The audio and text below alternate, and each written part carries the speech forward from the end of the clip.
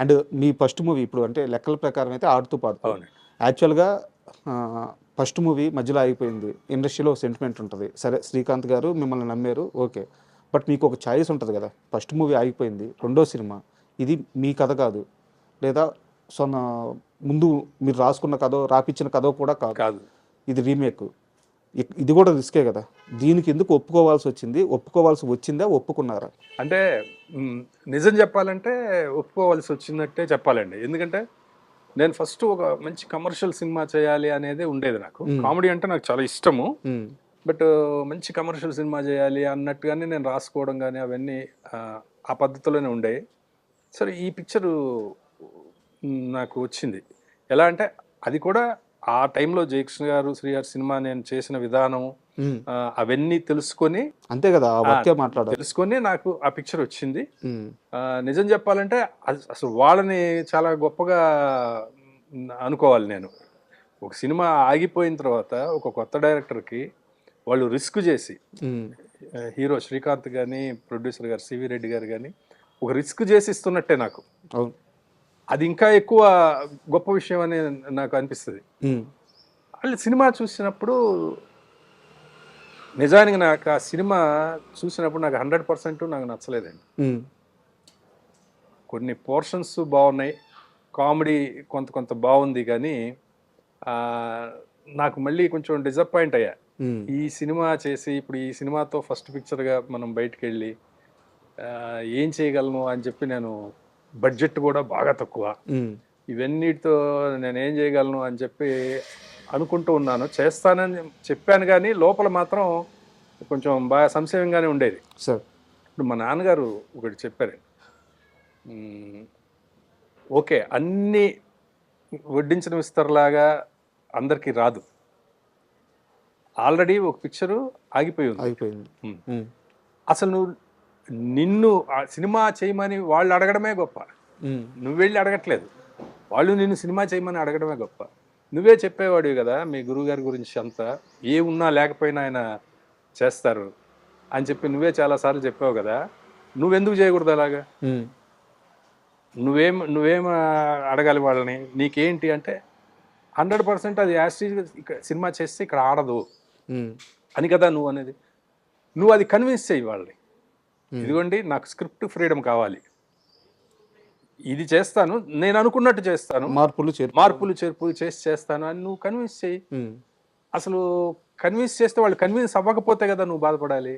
Okay నీకు budget లేదు, but గొప్ప సినిమాలు అన్నీ కూడా పెద్ద బడ్జెట్తో తీసిన సినిమాలేనా కాదని నువ్వే చెప్పావు కదా. తలంబ్రాలు అనే సినిమా ఇంత చిన్న బడ్జెట్లో చేశారు, తరంగిణి అనే సినిమా ఇంత చిన్న బడ్జెట్లో చేశారు, మీ గురుగారు చెప్తుంటారు, నువ్వే చెప్పావు కదా, మరి నువ్వు మాత్రం ఎందుకు వెనకడుగు వేస్తున్నావు అని అన్నారు. ఇవన్నీ మీకు తెలిసిన విషయాలే, కానీ ఆయన చెప్తే గానీ అంతే, అదే మనకి ట్రిగ్గర్ అవుతుంది. అప్పుడు నేను అనుకున్నానండి, ఓకే మనకు వచ్చింది ఇది, మనకు వచ్చిన అవకాశం ఇది, దీన్ని ఎంతవరకు బెటర్ చేయగలుగుతాం, మనం ఇందులో ఏమి యాడ్ చేయగలుగుతాం, ఏమి కట్ చేయగలుగుతాం, లేదా అది అని.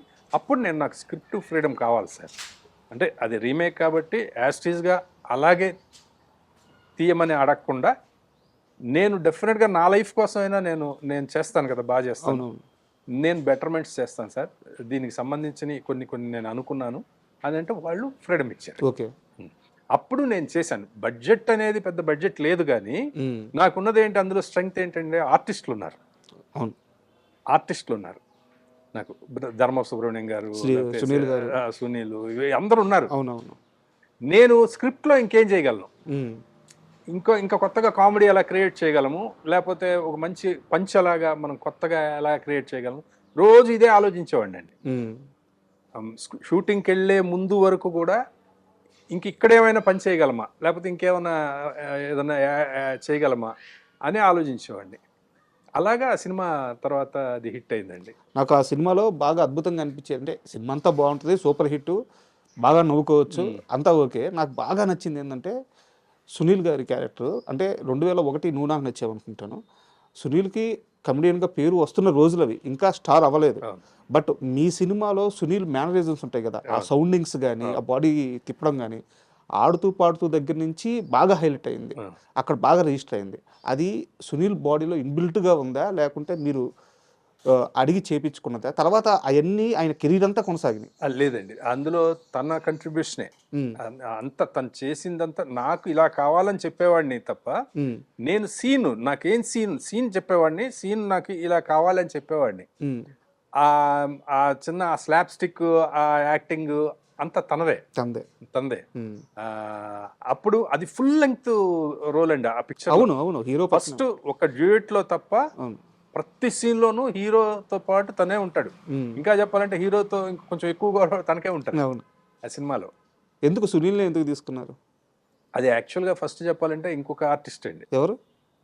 అది రాజేంద్ర ప్రసాద్ గారిని అనుకున్నారు ఓకే. ఫస్ట్. ఉమ్, అది తర్వాత బడ్జెట్ ఇష్యూస్ అవి ఇవి ఉన్నప్పుడు మళ్ళీ సునీల్ అనుకుని, అప్పుడు సునీల్ 5-6 సీన్లు వేషాలే చేస్తున్నాడు, అవును, అవును, ఫుల్ అవును, లెంగ్త్ అవును, రోల్స్ చేయలే అప్పటికి. అవును.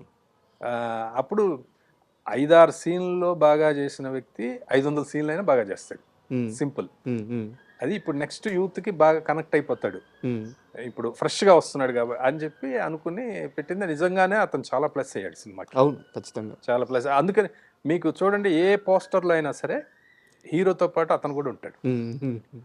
ప్రతి పోస్టర్లో కానీ ఎక్కడ తనని, దానికి హీరో శ్రీకాంత్ని కూడా చాలా మెచ్చుకోవాలండి. కదా. ఏ రోజున కూడా నేను హీరో, అదేంటి ప్రతి పోస్టర్ మీద ఏదో ఇద్దరు హీరోల్లాగా ఉమ్, ఇలా చేస్తున్నారు అని ఒక్కసారి కూడా అనలేదండి తను. జనరల్గా హీరోలు అంటారు. అవును, అంటారండి, అవును. ఎందుకంటే నాకు అనుభవం కూడా ఉంది అలా అంటారు. ఏంటంటే ఏంటండి హీరో నేనా లేకపోతే అతనా అని అంటారు. అందులో 70 సినిమాలు హీరో అప్పటికి ఆయన. ఉమ్.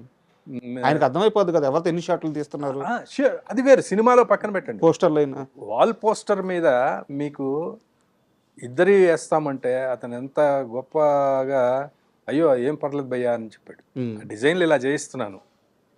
లేదు అంటే వేరేలాగా కూడా సోలో హీరోయిన్ వేసి ఈ ఆర్టిస్టులు అందరితో పాటు వీళ్ళ బొమ్మలు వేసి అలా కూడా చేయొచ్చు. అవును. అంటే అతను అయ్యో అక్కర్లేదు, నీకు ఎలా అంటే అలా చేయమన్నాడు.